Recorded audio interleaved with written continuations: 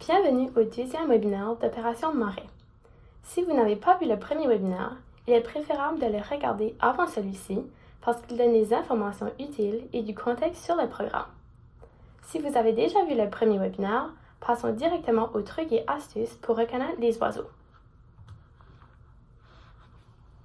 Il existe 4 clés pour identifier n'importe quel objet, y compris les oiseaux. Nous le faisons tous inconsciemment chaque jour. C'est comme ça que nous orientons dans le monde. Je n'ai pas vu toutes les tasses de café au monde, mais d'après ce que je sais de la taille, de la forme et du contexte d'autres verres, je peux généralement déterminer si c'est bien ce que je regarde ou non. Essayons avec un exemple. Voyons combien de temps il nous faudra pour deviner ce que je décris. Prenons l'exemple du ballon de football. Cet objet est plus gros qu'une pomme, mais plus petit qu'un pneu de voiture. Ce n'est pas très utile. Cela pourrait être n'importe quoi à ce stade. On le trouve lors de certains événements sportifs, dans les gymnases des écoles, peut-être dans votre garage. Il est souvent transporté et lancé. La forme est arrondie, avec 2 extrémités plus pointues. Pour les couleurs et le motif, il est brun avec des marques de couture blanches sur un des côtés. Au début, quand j'ai commencé par décrire sa taille, il y avait tellement de possibilités pour cet objet, n'est-ce pas? Mais, au fur et à mesure que j'ai ajouté des détails sur le contexte dans lequel vous l'avez trouvé, sa forme, sa couleur, vous aurez probablement rapidement compris que je parlais d'un ballon de football. Et nous pouvons utiliser le même principe avec les oiseaux, mais nous avons en plus le son comme caractéristique d'identification.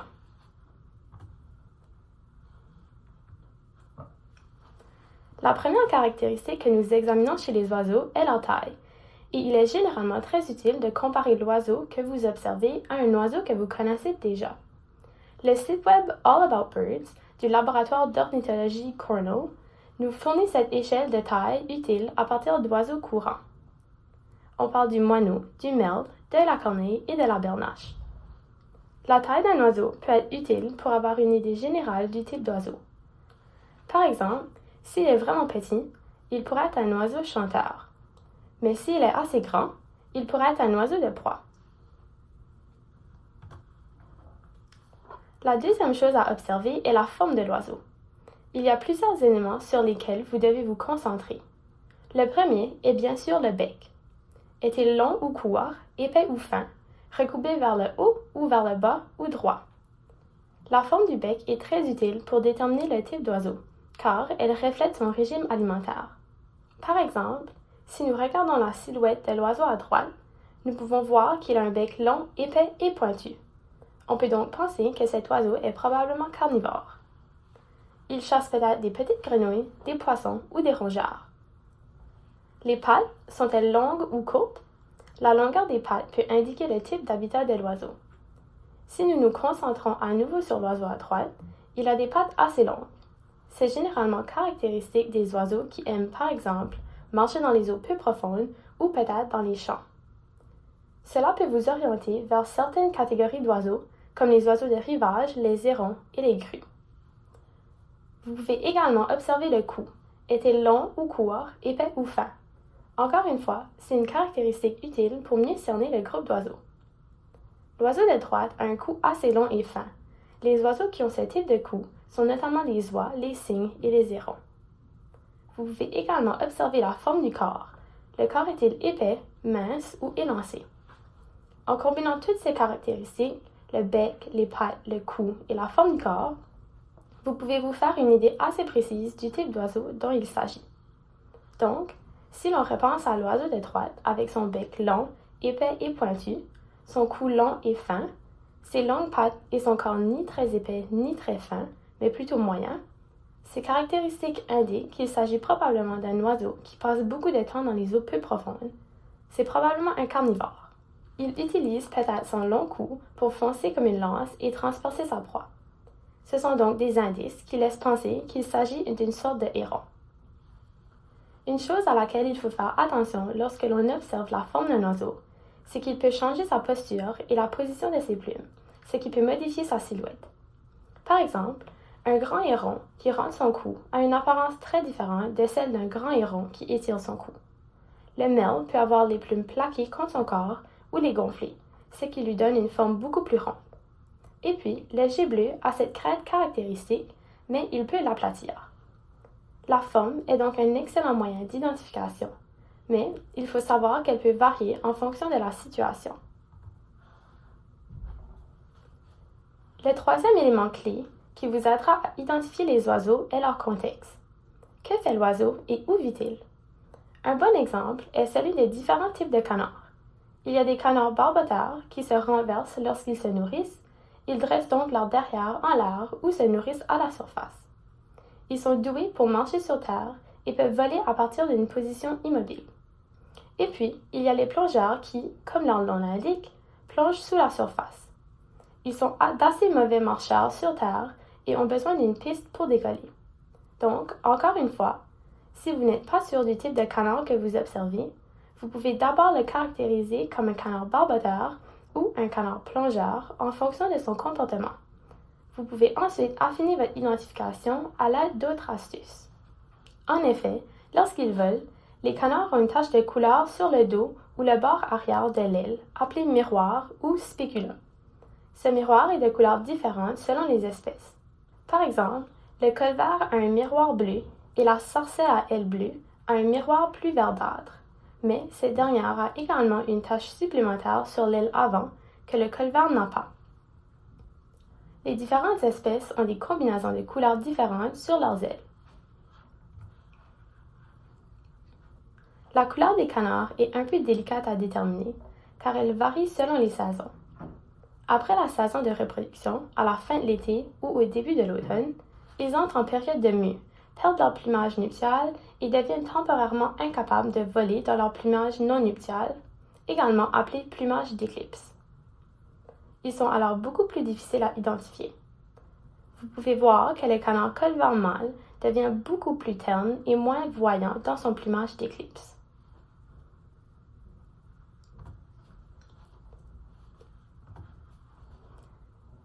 Et puis bien sûr, les oiseaux ont l'avantage d'être des espèces très vocales, et leurs cris peuvent être d'excellents moyens d'identification. Mais pourquoi les oiseaux chantent-ils?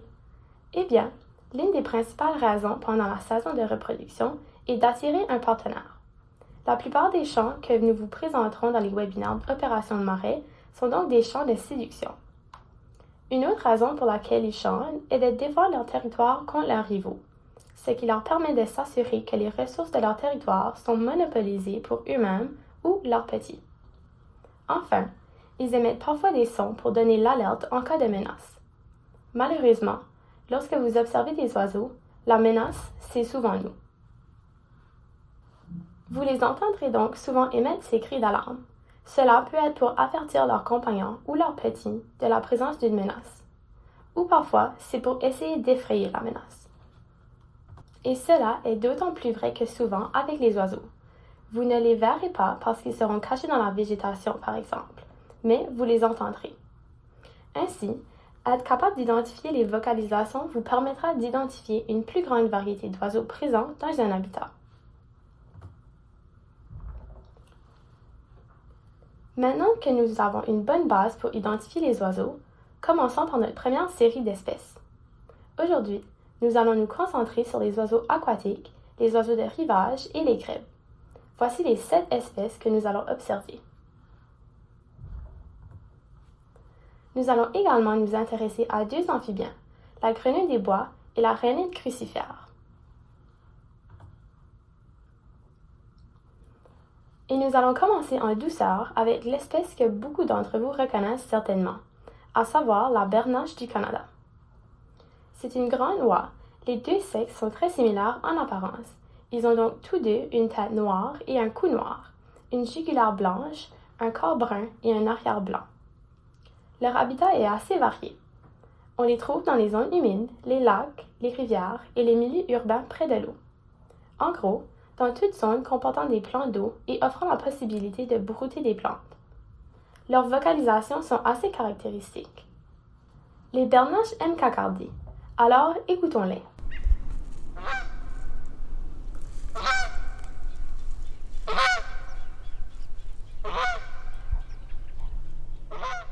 Et lorsqu'elles sont agitées, elles peuvent devenir très bruyantes et vocales, comme vous pouvez l'entendre dans cet enregistrement.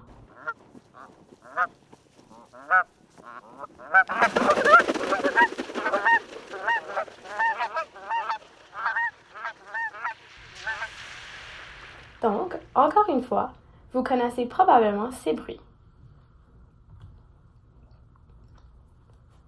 Les bernaches du Canada sont très courantes dans les parcs, où elles broutent dans les pelouses. Les bernaches sont des herbivores et se nourrissent d'herbes, de carex, d'autres plantes, ainsi que des baies et des graines et des céréales agricoles. Leur répartition est assez large en Amérique du Nord. Les bernaches sont plus communes dans les maritimes pendant la saison de reproduction. Célèbres pour leur formation migratoire en V, on les entend souvent cacarder au-dessus de nos têtes. Maintenant, une autre espèce familière que vous rencontrerez probablement est le canard colvert. Ce canard barboteur de grande taille mâle possède une tête verte irisée, un collier blanc autour du cou et un bec jaune. Sa poitrine est brune, son flanc est gris et les plumes de sa queue sont recourbées. Le miroir de ce canard est bleu, bordé de noir et de blanc chez les deux sexes. On les trouve dans pratiquement tous les habitats humides. En termes de vocalisation, ils émettent un coin-coin très caractéristique. Écoutons-le.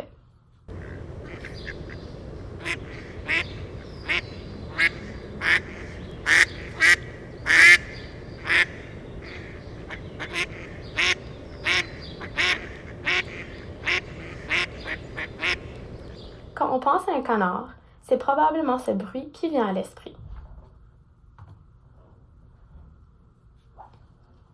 La cane, la femelle du canard colvert, est beaucoup moins colorée que le mâle. Elle a les plumes brun tachetées et a des taches ou une selle sombre. Son bec est orange et possède un centre foncé. Elle possède une fine ligne sombre à travers de l'œil. Vous vous souvenez du mâle? Le mâle a un bec jaune et la femelle a une fine ligne sombre qui traverse l'œil. Et comme le mâle, la femelle a un miroir bleu bordé de noir et de blanc.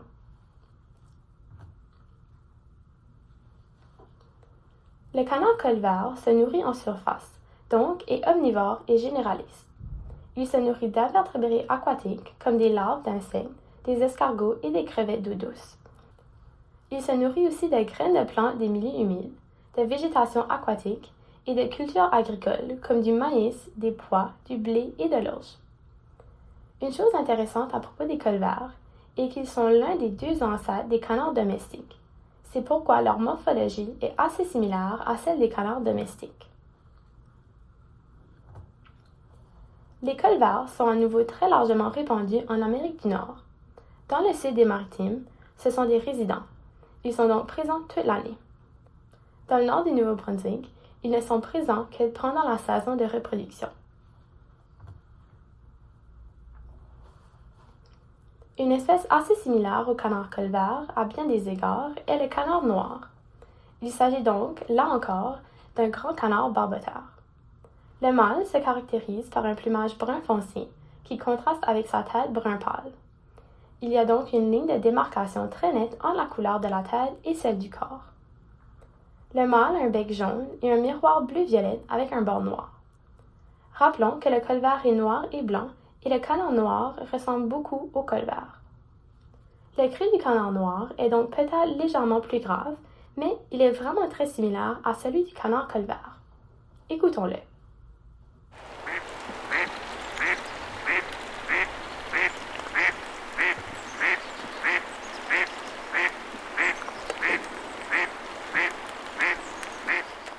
La femelle, comme le mâle, a un corps brun foncé qui contraste avec sa tête brun pâle. Elle a un miroir bleu-violet bordé de noir, mais contrairement au mâle, son bec est de couleur olive et non jaune vif.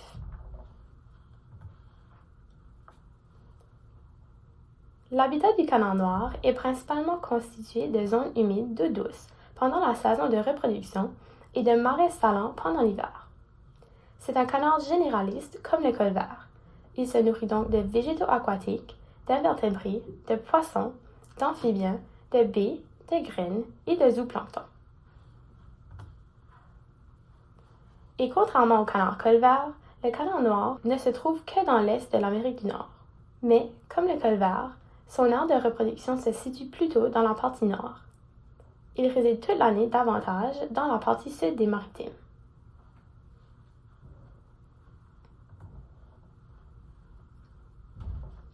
Pour les espèces très similaires, comme les cannes des canards colverts et des canards noirs, nous ferons des comparaisons et soulignerons les caractéristiques distinctives. Il est notamment difficile de distinguer la femelle du canard colvert de la femelle du canard noir. Rappelons que la femelle colvert a un bec orange et noir.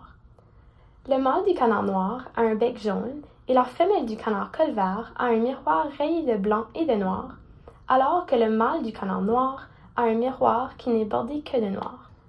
Et bien sûr, cela n'apparaît pas sur la diapositive, mais le canard noir mâle a un corps brun plus foncé. De même, lorsque nous observons la femelle du canard colvert et la femelle du canard noir, concentrons-nous sur la couleur du bec. Donc, orange et noir pour le colvert et olive pour la femelle du canard noir. Et encore une fois, ce miroir a du blanc et du noir chez le colvert, mais seulement du noir chez le canard noir. Ces espèces sont assez similaires. Il faut donc généralement un peu de pratique pour les distinguer. Un canard très distinctif que vous rencontrerez lors de vos observations est le fuligule à collier. Contrairement au canard colvert et au canard noir, c'est un canard plongeur. Il a une tête caractéristique en forme de pointe presque triangulaire et un bec foncé avec un anneau blanc. Le mâle a le dos, la tête, la poitrine et l'arrière noir. Son flanc est gris et son éperon blanc. Il y a une sorte de pointe qui dépasse près de l'avant, près de la poitrine. Il possède un anneau pourpre au cou qui est rarement visible. Ses yeux ont une apparence orange ou jaune. Le nom à-collier fait référence à un anneau violet autour du cou, mais celui-ci est en réalité rarement visible.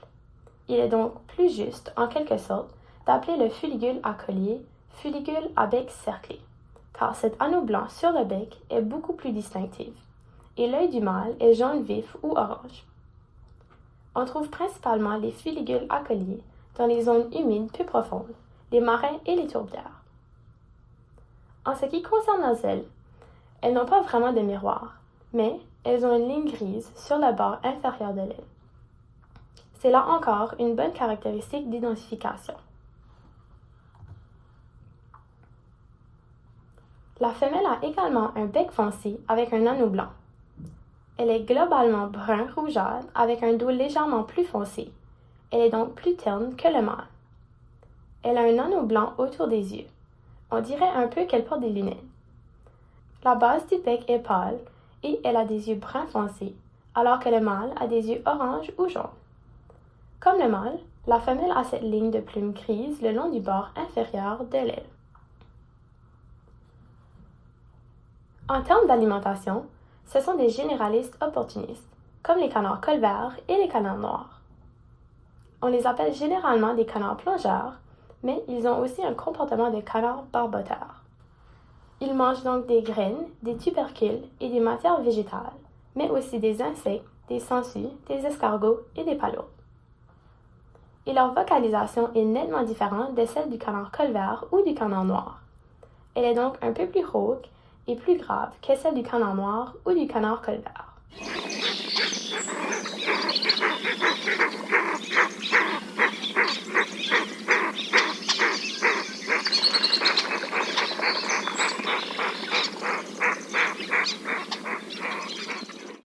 Et leur aire de répartition est là encore assez vaste.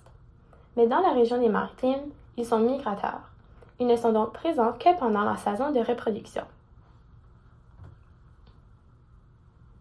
Donc, passons maintenant à autre chose et parlons d'une des espèces cibles du programme de surveillance des marais, à savoir le chevalier semi-palmé. C'est un grand oiseau de rivage avec un bec sombre et droit et de longues pattes gris terne. Il est utile de se concentrer sur la couleur des pattes des oiseaux de rivage, car leur plumage peut être assez similaire, mais la couleur de leurs pattes diffère souvent. Par exemple, le chevalier à pattes jaunes a une couleur similaire à celle du chevalier semi-palmé, mais ses pattes sont d'un jaune vif. À la fois le mâle et la femelle du chevalier semi-palmé sont globalement gris tachetés avec des cercles oculaires pâles, et Ils ont des ailes aux couleurs vives noires et blanc. Leur habitat se situe sur les bords des zones humides et des étangs, et ils nichent dans des habitats en hauteur légèrement éloignés de l'eau. Les chevaliers semi-palmiers sont extrêmement bruyants lorsqu'ils sont alarmés. Ils émettent alors deux vocalisations.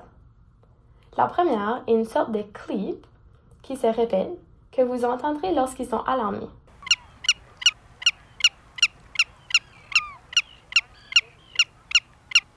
Et puis, le deuxième cri est celui qui a donné leur nom anglais, Willet.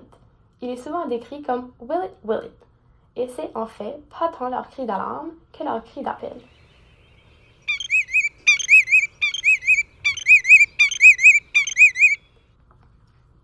Leur régime alimentaire se compose principalement d'insectes, de crustacés, de mollusques, de petits poissons et amphibiens et d'autres petits invertébrés. Ils mangent essentiellement dans les eaux peu profondes et remuent leur bec pour fouiller la boue à la recherche de nourriture. Le chevalier semi-palmier est une espèce très côtière. Le chevalier semi-palmier a donc une distribution beaucoup plus restreinte que les autres espèces que nous avons vues jusqu'à présent. Dans les maritimes, on les trouve principalement dans le sud du Nouveau-Brunswick, de l'île du Prince-Édouard et de la Nouvelle-Écosse pendant la saison de reproduction.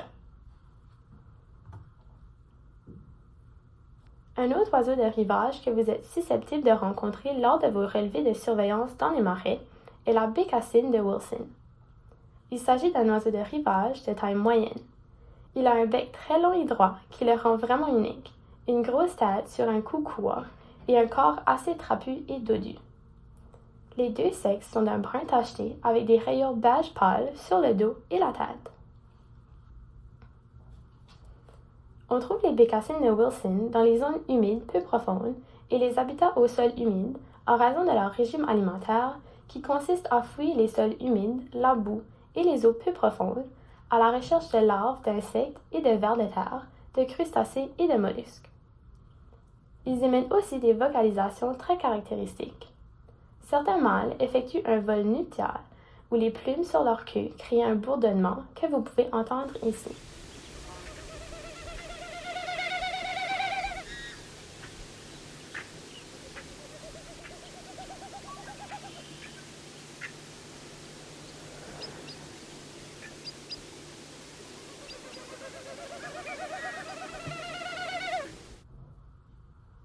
C'est un son très étrange. Ils émettent également un kick-kick-kick régulier qui ressemble un peu à une roue qui grince à intervalles irréguliers. C'est plutôt leur cri habituel pour communiquer entre eux.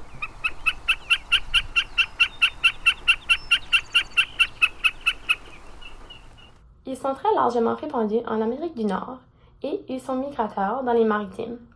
Ils ne sont donc présents que pendant la saison de reproduction. Enfin, la dernière espèce d'oiseau que nous allons examiner est le grèbe à bec bigarré. Il s'agit d'un petit grèbe compact avec une tête de forme carrée. Les deux sexes sont de couleur gris-brun. Leur caractéristique la plus distinctive est peut-être leur bec pie ou bigarré, qui est de couleur blanchâtre pâle avec un anneau noir. Ils ont également un anneau oculaire blanc et un menton noir. Les grèbes à bec bigarré sont assez discrets et ils ont souvent recours à une technique appelée sous-marin lorsqu'ils sont dérangés. Ils plongent alors une partie de leur corps sous l'eau comme un sous-marin, tout en gardant leurs yeux et leur tête hors de l'eau, comme vous pouvez le voir sur l'image du bas. On les trouve dans les zones humides avec une végétation émergente et des eaux libres suffisamment profondes pour leur permettre de plonger à la recherche de nourriture. Cet oiseau est un plongeur opportuniste. Ils se nourrissent donc d'une grande variété d'aliments qu'ils trouvent lorsqu'ils plongent. Ils mangent des poissons, des crustacés, des larves d'insectes et des insectes adultes, des sangsues et des amphibiens. Ils ont un cri d'accouplement très caractéristique qui ressemble un peu au cri d'un singe, comme vous pouvez l'entendre dans cet enregistrement.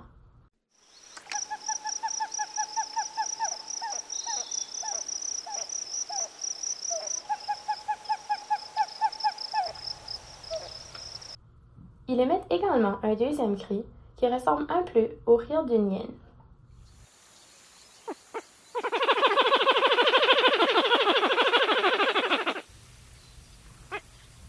Et bien que ces grèbes soient discrets, ils sont assez bruyants. Vous pouvez donc souvent les identifier grâce à leurs cris. Ils sont également assez territoriaux. C'est généralement l'une des raisons pour lesquelles ils vocalisent.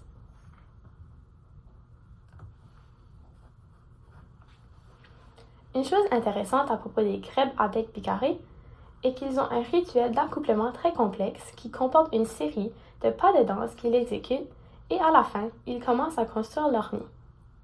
Ils forment ainsi des couples très solides. Ils sont répartis à nouveau à travers l'Amérique du Nord, comme beaucoup des espèces que nous avons vues aujourd'hui. Ils se reproduisent dans les cités maritimes et moins dans le nord du Nouveau-Brunswick.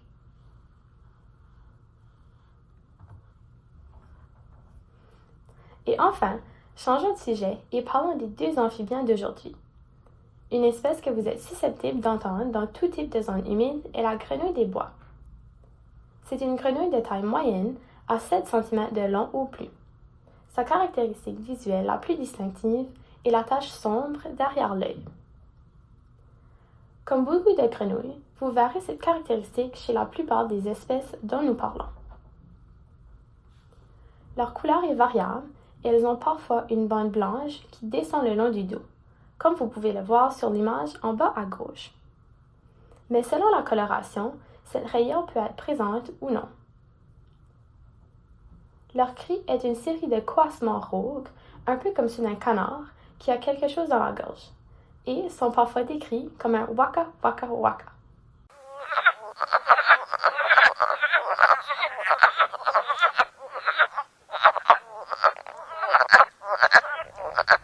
Et puis, la rainette crucifère est une petite grenouille qui mesure environ 2,5 cm.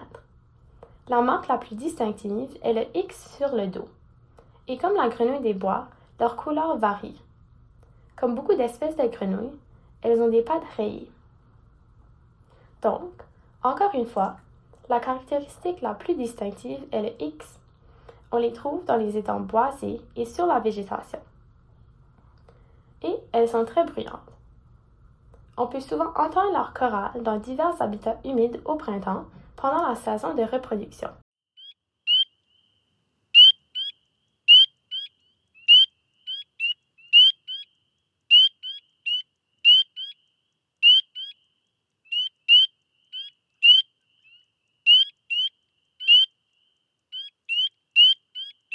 Elles sont très largement répandues dans l'est de l'Amérique du Nord.